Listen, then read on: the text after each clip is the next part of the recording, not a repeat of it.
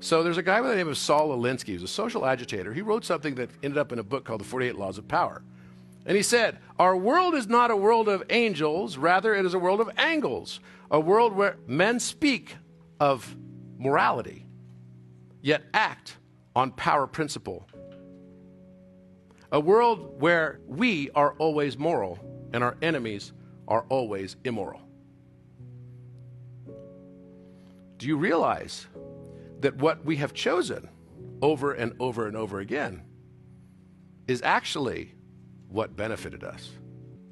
Do we realize that what we claim to be objectively ethical in everything is very, very, very often actually just what benefited us the most?